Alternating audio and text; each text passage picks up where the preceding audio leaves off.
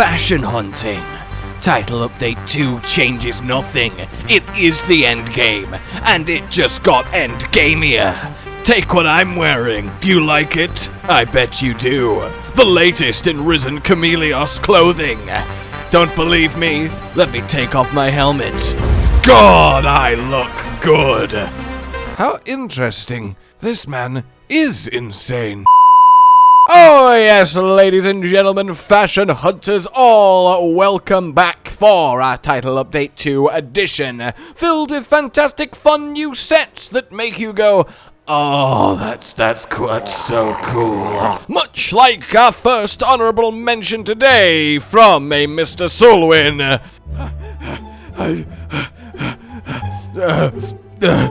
I'm here, okay. What was I doing?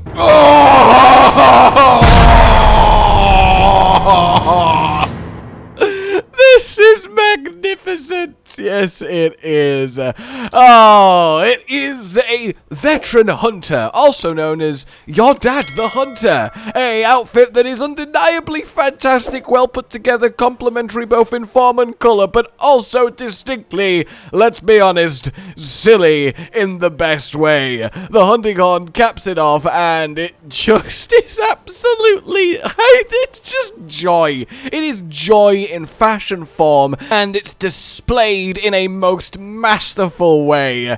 Oh, Solwyn, you really are one hell of a fashion legend, and it won't be the last time we're seeing you today.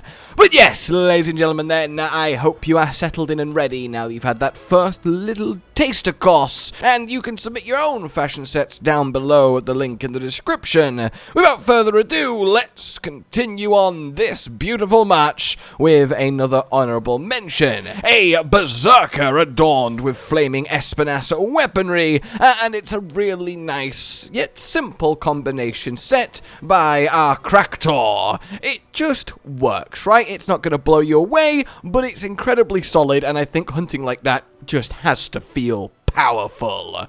Our final honorable mention is a bit of risen Chameleos chic in the form of this mysterious ninja operative in red with white tips. It very much carries that Chameleos aesthetic, even though it is using violet Mizutsune for the gloves and the legs. I think it really works, and the glowing kind of crystal jewel from the risen chest gives it that air of mystery and magic, which I think is lovely. Not to mention the gas mask is always a solid choice, as is the Espinas face hammer.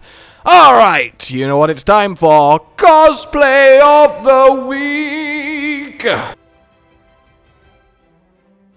Play of the game.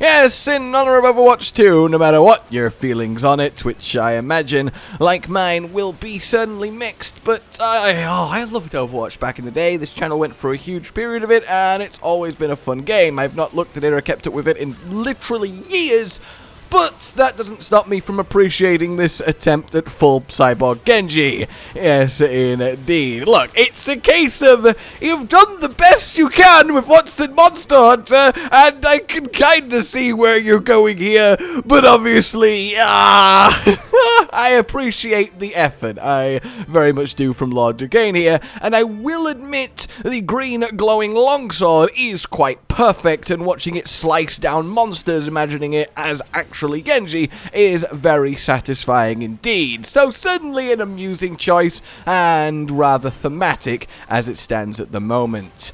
Moving into our list proper then, in 5th place by Potato, we have a little bit of magic in the form of a sorceress, using the Chameleos weaponry and their magic flare to have, well, that magic flare. The rest of the outfit comes together absolutely beautifully. The soft blues and pinks are incredibly complementary, even using the emotes to get that swirl of the mystic arts. We have ourselves a lovely bit of fashion, using the element like it just works so well, and I could totally see this person teleporting in and incinerating a monster. Then we move on to Holy Astalos! So is named the set by Natsu. A lovely, more plain cupboard. Coat! How do I get those things confused? Oh yes, wearing the cream cupboard, we're just gonna call it a cupboard now, is a nice kind of central pillar to the outfit, letting the extremities carry the detail and the spice in the Guy's Big on arms and legs, which work incredibly well with the Astalos helmet, especially set to that gold, black, and purple color scheme. And no matter whether you love them or hate them, the Lost Code weapon here is a very genius choice to go along with it. It's a very clean and effective outfit that is incredibly synergistic, and I, for one, am a big fan of it. So yes, that is indeed Holy Astalos. Holy sh! Then, coming in at third place is the 4 Oni. In a time long forgotten by the people of Kimura, there was a myth that 4 magical beasts protected the very land around them. The black tortoise of the north, the vermilion bird of the south, the azure dragon of the east, and the white tiger of the west. These 4 mythical beasts rested upon the highest mountaintops in the 4 corners of the land, each guarding an Oni of supreme strength that would one day destroy their mythical bestial counterparts. That time has finally arrived. With the 4 beasts gone from their perches, away from their duty to protect the land, the 4 Oni have risen again to seek the beast that locked them away all those years ago. Each one uses a weapon of ultimate dark power, manifested from pure evil and hatred. This is lovely. I love getting a bit of backstory, a bit of lore to a fashion set that already looks absolutely badass. This is by Torin, and it is, as you might imagine, the 4 Oni. And it really is a exemplary use of that glowing mythical fire from Scorned Magna. That Zenogre really capping it off, and those little gore touches really make it shine. And the fact that it comes in these 4 different flavors to represent each of the 4 colors, the 4 of them, is a really just cherry on top. Chef's kiss, well done. Then we get The Dark Hunter by Marin.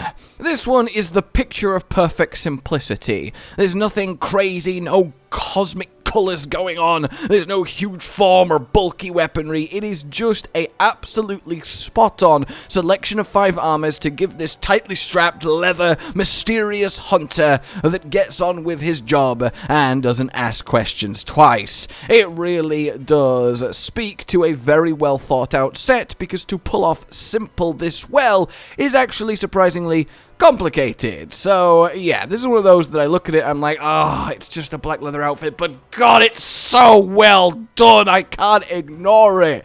Like, there is 5 different armor pieces going on here, and you would never think that to look at it. This just looks like a set of armor, and that is 10 out of 10.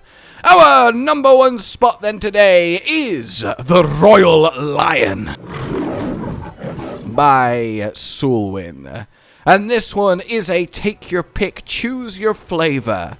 The red, adorned with the mask of Teostra. The blue, championed by Basil. Both absolutely beautiful. And, well, speaking of an artisan at work when it comes to the realm of fashion, you can see them match so well as a pair, and it is so neat that all that changes is the mask and the color scheme, and yet they speak so completely in sync. They're so connected and tied together. It works so wonderfully. Both helmets even have the white extra hair that just carries it through, and I cannot for the life of me get how this is such like a it's just, you know, kind of armory, guild palace-y, you know, with the commander chest. That should kind of be an obvious choice. How has no one done this? But no one has until now, and it is one of the best armor sets I have ever seen. It is right up my alley. It is right up my aesthetic. Having the double, both the red and blue in slightly different themes with the helmet shift,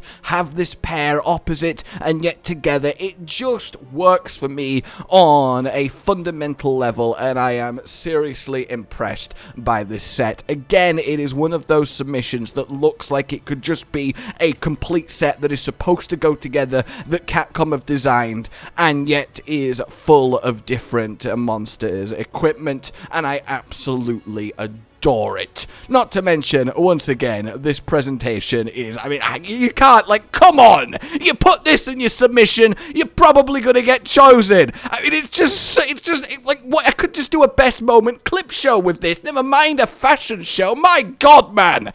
Anyway, guys, there you have it. Like if you enjoyed this, subscribe and hit the bell for more, submit your own fashion down below, and consider supporting the future of this channel on Patreon too. It really means the world and keeps us going.